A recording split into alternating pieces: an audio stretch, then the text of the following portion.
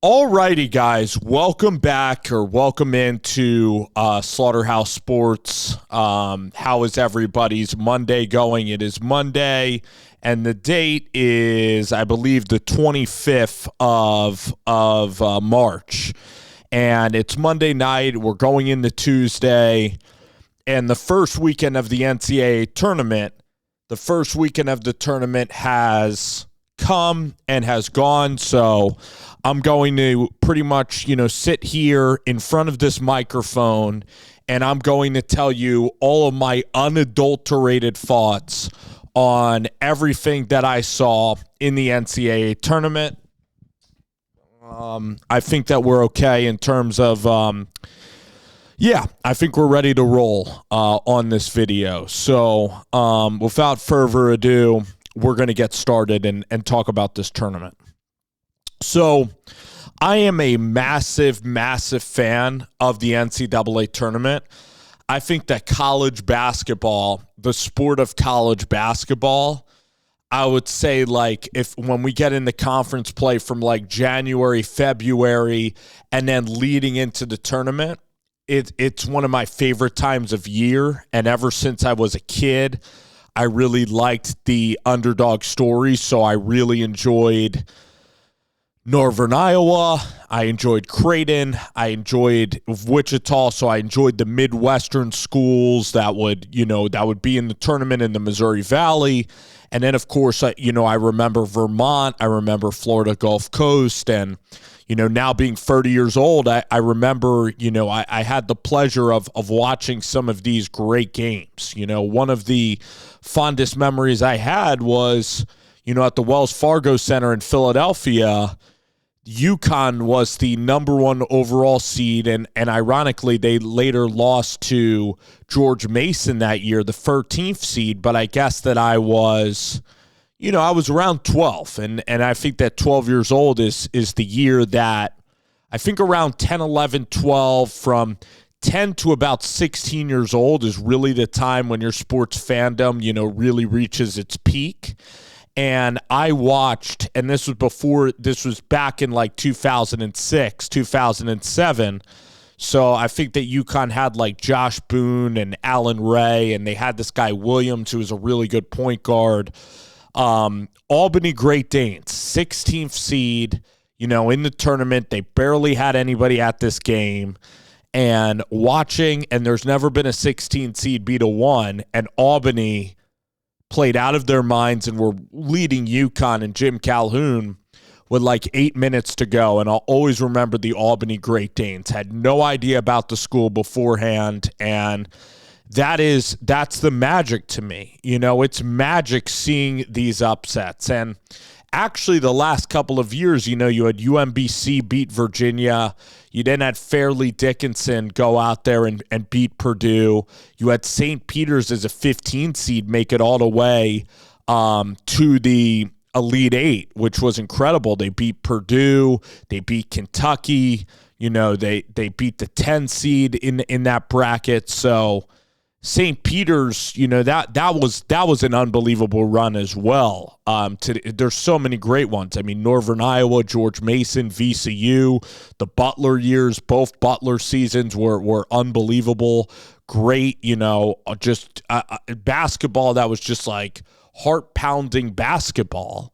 And I wanted Butler to win that national championship against UConn more than anything. I wanted Matt Howard. I wanted, Norrad, and I wanted Brad Stevens at Butler to be forever remembered as a national champion. But, San Diego State was the closest, but we really haven't had, in terms of a national champion, we really haven't had a total underdog. Maybe Villanova or some of the Big East teams are some of the biggest underdogs that have ever won championships, or NC State, but we really haven't had one from the Missouri Valley or one from a real random conference. Gonzaga's even a powerhouse team that went undefeated. They're not the little guy really anymore. So the point is with March Madness is I love seeing a community in a school like Vermont, St. Bonaventure, like these small towns, I love seeing them come to life when an upset occurs. Like I like a player that might have been in obscurity for the nation to see that player and to see that team and to see that coach and to see that community. Like the Sister Jean and the Loyola run, like I loved every single part of Sister Jean and Loyola. And I didn't think she was a distraction. And I actually dislike the hate that Sister Jean got. I always defended that because I loved that Loyola team and how close Sister Jean, but how close Porter Moser, and you had Towns and Clayton Custer and Cameron Crutwig, like just legendary games and legendary moments. And that's what I remember March Madness is for the first couple of days. And I'm not one of these snobs, snobby, spectators in the way that, honestly, like some people say that they only want they say to the Cinderella, like, we only want you for a couple of rounds, because then we want to see really quality basketball when we get to the Final Four. We want to see the top dogs duke it out in the Final Four. I'd rather see a Cinderella almost go on and win the darn championship. Like, I liked FAU versus San Diego State. I would say that I loved Butler and VCU. Like, that was one of my favorite Final Four games. Like, I was much more excited to see that than occasional blue blood. So I really love the underdogs, and I don't care at all about television ratings. And I love seeing competition and really close games. And guys, this tournament this year was so eye-opening to me.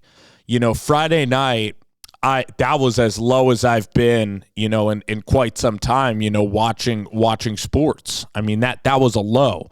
If you remember Friday night, we had Liberty go up against Oregon, a 5-12 matchup. And even though I really like Coach Altman and he's such a class act and he's been at Creighton for a long time, Liberty got mauled. It was 20-4 before the game even started. Arizona and Akron. That game was over. Just even A&M and Yale was a little bit compelling. That was maybe the most compelling 4-13 matchup. The 3-14s were not even close. Not even close. And even I guess Drake is an 11 seed. So, your real underdogs are like your 13s, your 4s, your 12s and 5s. And I mean, Colorado State, the Mountain West teams are almost like professional teams. And then you had McNeese, and that the only upset was really McNeese. And now it was kind of less about McNeese and more about Clemson just being absolutely pitiful. And that game was all right, but it wasn't even like a great classic. But I was happy for McNeese. But then when they played Purdue, pretty average opponent, I wanted to see more competition. But the weekend, you could have literally skipped the first 2 days. You could have DVR'd the first 2 days and skipped because, UC San Diego, Michigan was a really, really good game. UC San Diego had their chance. So that was fun. When the little guy comes in and competes and takes it down to the wire, that's when it's fun. But it was just blowout, after blowout. And Friday night had, really it had zero juice to it. The 8-9 games were fine, but we've even had some duds like Gonzaga beating the crap out of Georgia. So there were just blowouts on top of blowouts on top of blowouts in this tournament. And the great game was Colorado State and Maryland. I wanted CSU to win. They held up their end of the bargain. They're Mountain West, but that was kind of the most fun Cinderella team that we had. And, Maryland hits a shot, and it's a heartbreaking loss, but you can't ask anything more from a fan. It's so devastating and disappointing for Colorado State, and I wanted it for that team. But Derek Queen made a great play, and you tip your cap. And, Colorado State also fumbled the ball, late in that game when they were up by 5, and Maryland turned it into a 3. And Maryland's guards, played well, and that was a phenomenal game. Colorado State, again, they were so close to edging it out, but they also needed that three-pointer to even give them that opportunity, or they could have even boxed out Julian Reese. So a basketball game does come down to a couple of possessions, but 40 minutes of ball, you're going to probably find out who the better team is over 40 minutes. And you can go cold, you can have a bad game, but you keep it tight, and it mostly comes down to rebounding the basketball, clearing the glass, not turning it over, getting quality shots. Like, all of those things matter in the tournament. So Connecticut, Florida was a great game, was riveted by that matchup, but the big takeaway through the first couple days is that the first 2 days of March Madness, which usually see carnage or usually at least see like really competitive close calls, even by the 2 and the 15 seeds, even by the 3 and the 14 seeds. Like, the 14 seeds even hang with the 3s in a lot of these games up until the last 10 minutes. But you're seeing the transfer portal and you're seeing NIL. You're seeing the little schools get rated to the point that you have to play like Drake basketball, which is you have to take up 30 seconds of a shot clock and be one of the best defensive teams in the country. And Ben McCollum, I got to hand it to him, like, he was a genius in this tournament.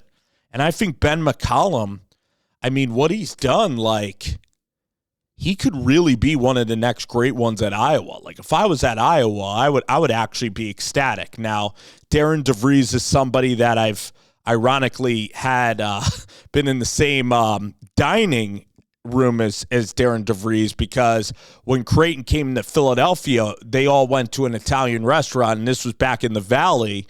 And we were able to kind of like try to get him set up at this Italian restaurant. That's how long ago this was. This was when Doug McDermott was only like a sophomore, and he was a really good player. You know, he was the Larry Bird Player of the Year, but Creighton was still an unknown at this time. They weren't the Big East power that they were. So we were able to meet Coach Mack, and, you know, I was able to sit next to, you know, guys that were great Creighton players like Avery Dingman and Will Artino and Raggy and Grant Gibbs and Manigat, Chapman. Like, that, those are my favorite teams ever, you know? And, yeah, now I guess I was in 10 for 11th grade at that time, but Darren DeVries, D-Rock, as they call him at Creighton, was an assistant there. And he got the Indiana job, and he was, you know, right up there for the Iowa job. But Ben McCollum, I'm like, this is 1 year of Benny McCollum basketball at Drake. But I got to hand it to him. I gained my respect for how he played against Missouri and then how they went out against Texas Tech. So the big guys, they have great coaches. The SEC's funding it into basketball. There's only a couple of ways in which you can get madness back. So I'm going to give my theories for why upsets are not happening. I'm going to give my theories here in this video why upsets are not happening. I think that there's a lot of reasons why. I think that and some are going to be pretty random reasons, but you guys can like tell me if I'm off my rocker or if I'm, you know, a little bit accurate with this stuff. So I think that the transfer portal and NIL, like when you're developing, when you get a gem and they go to the higher level, it hurts you. There's always been a size differential. I think that the basketballs at the sites are so pumped up and the rims are so tight at some of these places. You know, they're not like NBA nets, where NBA nets have more width and more give to them. These rims, I don't like tight rims. I like rims with a lot of give, like NBA rims and nets. But the basketballs are brand new and they're all way too bouncy. So, you know, I want to see teams hit threes. I want to see teams hit shots. You know, I tune in this and little guy, and the thing was why upsets really occurred in the past is because a lot of coaches ended up being a little bit archaic in their style. Like the big guys, the bigger schools would play through the post. So the guard play wasn't as good at the high major level, but now with analytics and guards and the game moving to a three-point shot, the bigger schools have adapted, and that's a credit to them. They've started to adapt the three-point shot, where I felt like the little guys could outsmart the big guys, and by a volume of three-point shots, you can beat, you know, a team like the Big Ten would always have like really good big guys, but guards would win in the tournament because, they were able to break you off at the dribble. They were able to get into the lane and spray out the shooters, and the three-point shot was a big advantage at the lower levels. But I'll give credit to the higher majors. They've embraced the three-point shot. So also the fact is, like, high major, like when you play fast, like Roy Williams, like the SEC, you're rarely going to have a chance to get beat when you play really fast. Like Virginia is the team that got upset, and also Matt Painter and Purdue. And when you play low possession basketball, you're going to keep the other team in the game because you're not going to create that separation. It's less shots at the dartboard. But when you have an SEC team like Alabama, it's kind of why Nate Oates hasn't lost in the first couple rounds in the tournament. And it's why Roy Williams really wouldn't get picked off early in the tournament. Because when you play really, really fast and you play through guards and you get the ball up the floor and you play with that pace and that short time of possession, you're going to allow a lot more possessions in the game. Your team's going to have the ball a lot more. You're going to get a lot more shots at the dartboard or here at the basket. So the little team will not be able to, to grind it to a halt. And UConn and Drake did a great job of playing that low possession game. Like Dan Hurley, Florida's team with Richard, Adams, and Walter Clayton's the best college basketball player in this tournament. He's like Shabazz Napier. I mean, he can hit shots going to his right. He reminds you of Trey Burke at Michigan. That's how he reminds you of Napier, Kemba Walker. He's a lethal guard that can carry a team. And then you have Condon and you have all these big guys inside. I mean, they're just a loaded team. And UConn, I mean, Caravan's an okay shooter, but he's a really good shooter when he's like your fourth option. He was like the second option on this basketball team. And then, you had Solo Ball, who could be hot and cold, and he's kind of like a two-guard. You have McNeely, who's a freshman, who's fine, but nothing like Stephen Castle, nothing like Hawkins, nothing like Cam Spencer or Clingan inside. So UConn had so much talent with Donovan Clingan the last couple of years. But that Florida game was just brilliantly played because every possession, like Hassan Diarra, is an absolute warrior. Solo Ball, Samson Johnson, like these guys are diving on the floor. These guys are doing anything. It's life or death rebounding the ball. And that's why I like Dan Hurley, because he makes basketball almost life and death in terms of how important it is to get stops, take care of the ball. Every possession is magnified. And I really respect that style of play. And there's coaches that are more loose, like I'd say Tommy Lloyd, let's get up and go. And that's fine. That's pretty, pleasing basketball to watch. But when it gets down to nitty gritty, when it gets down to the final moments of a game, I want a coach to be pretty maniacal about, the possessions and how things are working. All right. So I'm just kind of, rambling a little bit about what I saw in this tournament. But the little guys, they need more funding. The little guys, if they had 5 years of basketball and the big guys had 4 years, like maybe you can play, maybe there's some leagues like, say, the Missouri Valley, all right? Say the Horizon League, say the Atlantic 10, say America East Conference, like say the Patriot League. So if these teams get like fifth-year seniors, it would be pretty interesting. So if there's a fourth-year senior at a school, he's not good enough to go to the NBA. He then has to leave the Power Five. He has to leave the Big East, ACC, Big 12, SEC, Big 10, and he has to go down a level to the mid-major level to play college basketball. That would even it out. That would actually be a fair fight. But I don't believe, like, under the NCAA rules, like, that would get really, really challenging. Like, my fear is that the Power Five's going to continue to tear apart these little guys, and that was a nightmare that was playing out in real time. If you watch college basketball, to see the mid-major and to see kids like realize their dreams on the biggest of stages,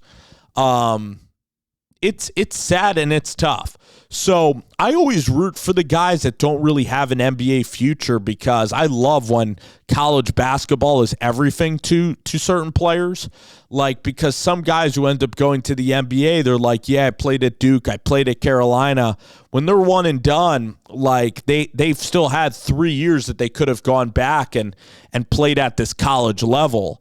I don't blame them for taking the NBA money, and I'm sure that they enjoyed playing college basketball. So I'm not saying they didn't love their school, but I like the people that are going to go into insurance or that are going to be working desk jobs, that when they're 23 years old, 22 years old, that this to them is going to be their last game playing basketball, as opposed to a guy that's going to be making millions, and Dame Lillard is going to be remembered as a Portland Trailblazer and not a Weber State Bobcat, So that's who I root for. Is the schools, are these legends, are these kids that are going to be remembered for, playing 3 or 4 years. And even CJ McCollum, it's pretty cool. He was a high pick at Lehigh, but he played at Lehigh for, I think, 3 years. So I definitely root for guys that have stayed and that have stayed at their school, and, that are older and experienced guys. So it's kind of interesting, like, it's kind of cool to see somebody like a Bowen Bourne, or to see a Marcus Damask or a Lance Jones.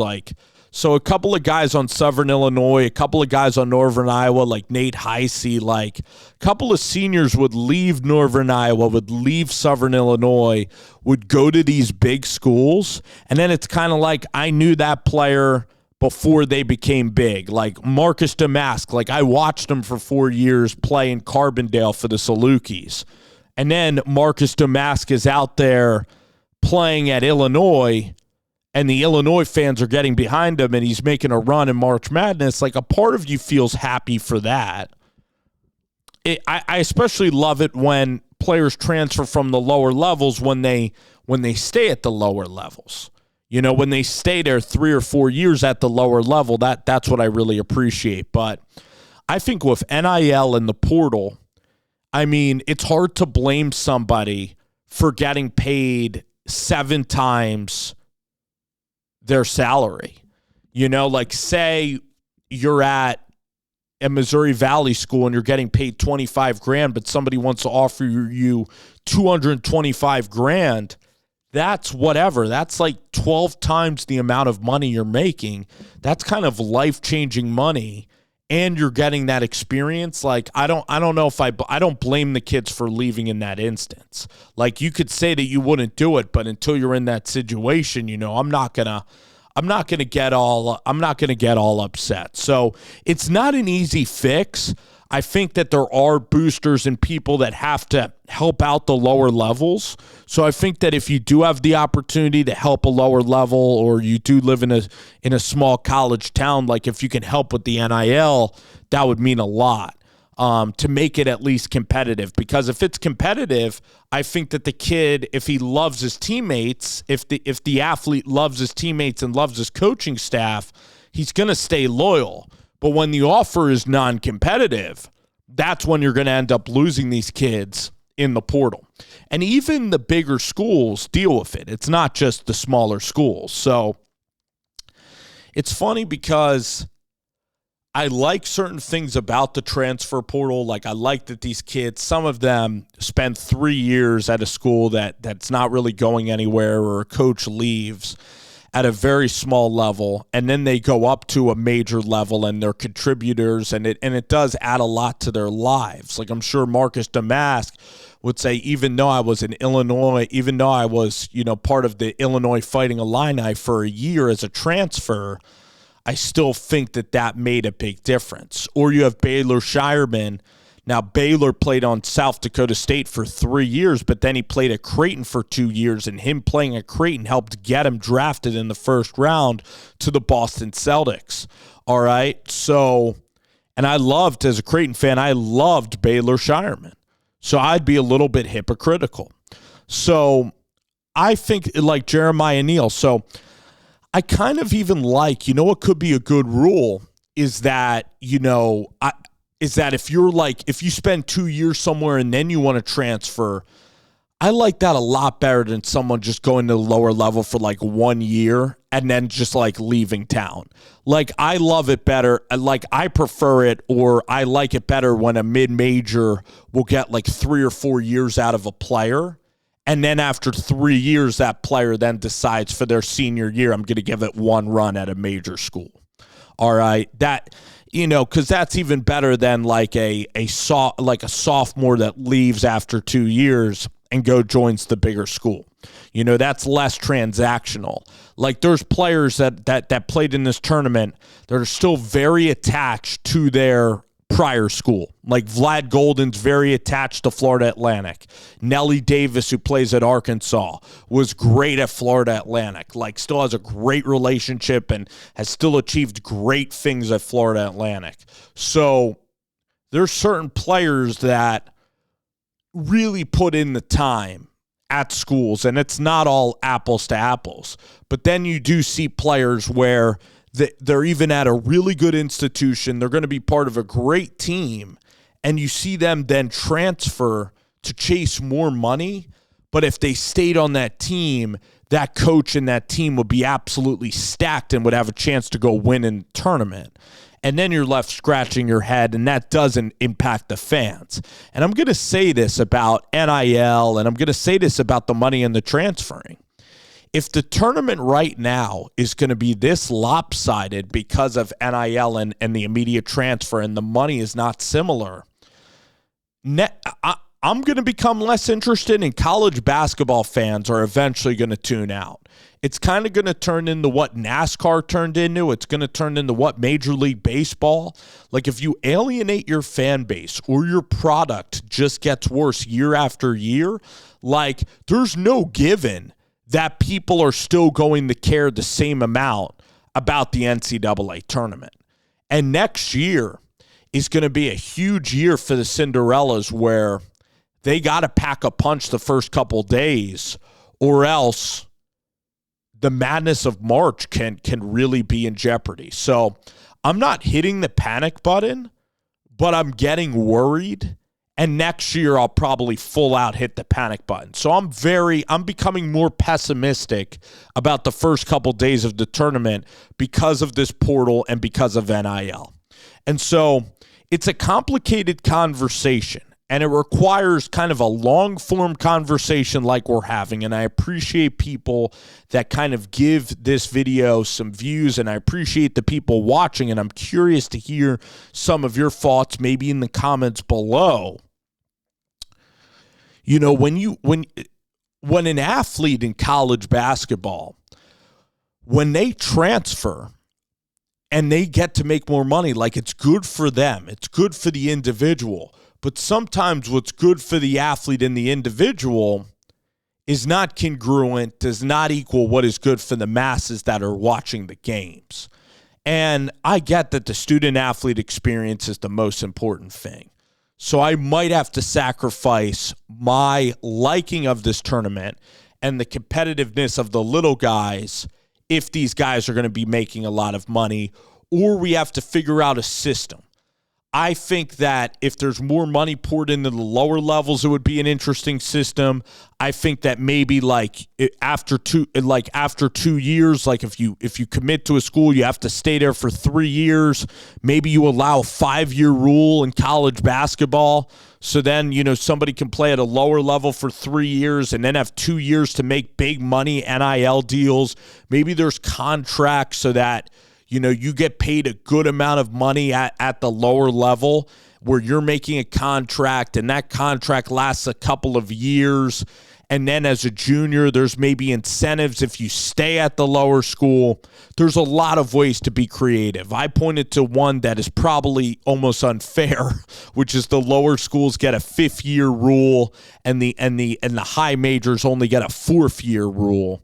So there's a lot of different ways contractually using money that you can get creative with, balancing out the playing pool and keeping these smaller teams from the mid-majors, keeping the cohesion together, is going to make for better competition, better basketball.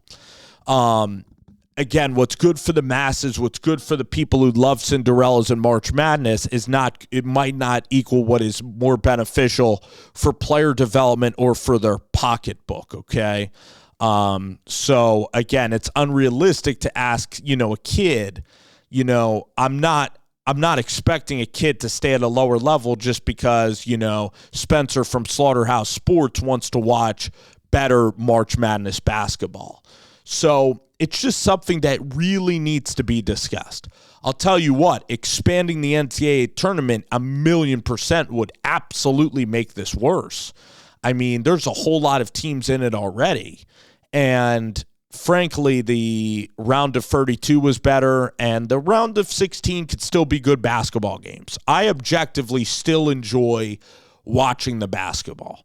Like New Mexico versus Michigan State was not bad. Florida UConn was riveting the entire way. Maryland Colorado State was a phenomenal game.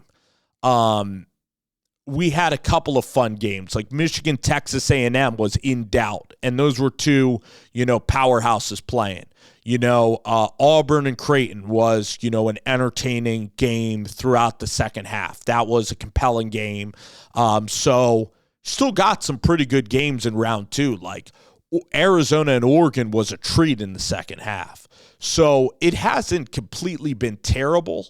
But the NCAA tournament, like I hold the first couple days up. I hold the opening weekend up with everything in sports. It's my favorite thing to watch. So the expectation is so high because of the past of the upsets.